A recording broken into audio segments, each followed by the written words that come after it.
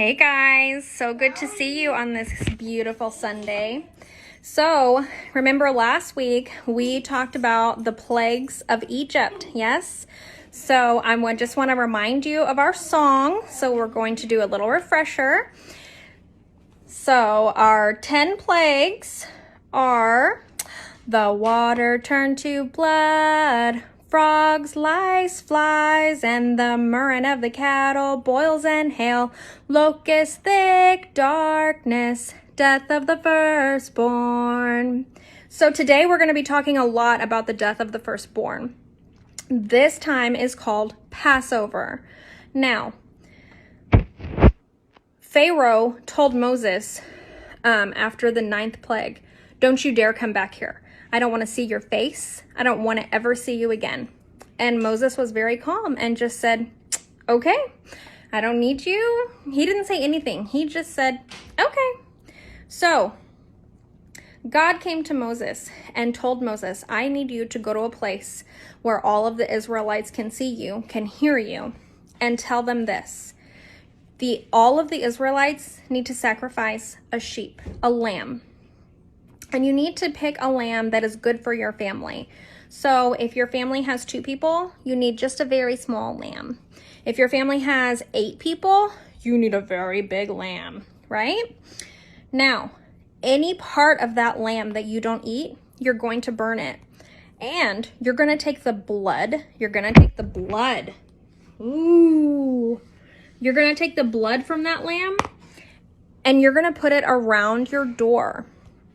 And that way, when I come to kill the firstborn, if I see the blood around the door, I'll know to pass over your house and not come and kill anybody." Now, who out there is the firstborn in their family? And now it doesn't matter if you were a grown-up, if you were an itty-bitty baby, if you're a grandma or grandpa, it doesn't matter. The firstborn in all of your family was going to die. Now, if somebody came to you and said the firstborn in your family is going to die, that would mean that I would die, my oldest son Michael would die. The only person that would be left would be AJ. He's 4 years old. So of course, I'm going to do whatever God tells me to do so that none of us die, right? So you better believe that if someone came to me and says, "Look, God is about to come and kill the firstborn in every family," I'm putting this blood around my door. I'm doing it because I don't want to die. I'm not ready to die, and I don't want my oldest child to die. Now, God came that night at midnight, and throughout all the land, in all of Egypt, he killed the firstborn in everything. The animals, the firstborn of the animals, so the oldest man, the oldest woman, the oldest child, every oldest in every family was killed that night, except for the Israelites who had the blood around their door. Now, the people who had blood on the door, God passed over their house and they lived. Now, Moses had told the people, "I want you to eat this last meal with your lamb, with unleavened bread, and I want you to eat with your shoes on because we need to be ready to leave really quickly because God told us that as soon as this happens, that Pharaoh is going to let us leave."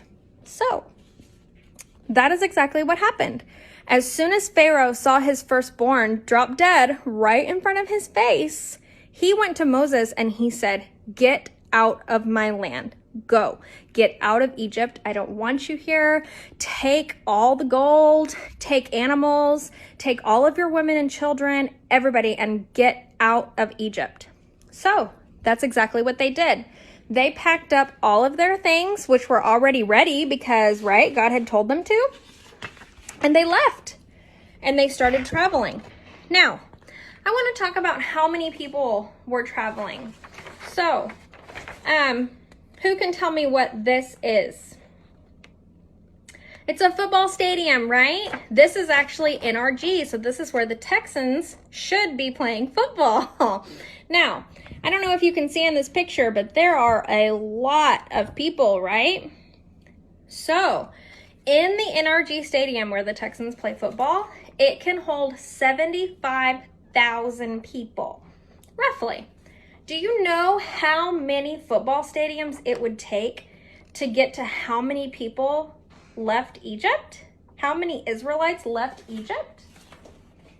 It would take 8 football stadiums of people. That's how many people Moses led out of Egypt. 600,000 people. Now, that 600,000, that was only men. That was not the women, so their wives. That was not children. That 600,000 number did not include women or children. That number was just the men. Now, if you can imagine all of those people following one person, all of these people are gonna, what if you're in the back of that crowd? There's no way you can see, right? God said, I'm gonna put a cloud in the sky. I'm gonna put a cloud in the sky that everybody can see. It's going to be the only cloud in the sky. And then at nighttime, over here, when it gets dark, the cloud will turn to fire. So you'll follow the fire at night and the white cloud during the day. And that's what they did. They followed. Now, God did not send them in a straight line. God sent them in kind of a wavy line because he didn't want the Egyptians to follow them. Well, then they came to a point where they came to the Red Sea. The Red Sea. Now, they decided that they would stay the night there. So they stayed the night, and in the middle of the night, they saw Pharaoh's people coming, and they had chariots, they had weapons, they had livestock with them. And the people looked to Moses and said, why did you bring us here? We're trapped. What are we going to do? We're all going to die. Did you bring us here so we could die? And Moses said, no, have faith. God will lead the way. So Moses turned to God and said, God, tell me, show me the way. Show me what I have to do. And God said, I want you to hold out your rod to the sea. Hold it out so that it will open the waters for you and you can pass. So Moses held out his rod and the waters, they parted. And the Bible tells us that it was like a wall of water on each side. So all of the Israelites were able to pass through on the dry land right through the middle of the sea. And it was parted just like this. So the Israelites made it to the other side. But the Egyptians, they tried to follow, but the land had gotten all wet. It had gotten all wet. And so their chariots started to get stuck. And they were stuck in the mud and they couldn't walk. And then all of a sudden, everything came crashing down. The water came crashing down. And do you know what happened? Do you know what happened to the Egyptians? They drowned. They drowned because now the water was all around and there was no more dry place to walk through the sea. So, Passover is a time that we definitely have to remember. It's definitely a lesson that teaches us about faith, that we have to have faith. We have to trust God. We have to do exactly what he asks us to do so that we can spend eternity with him at the end of our lives.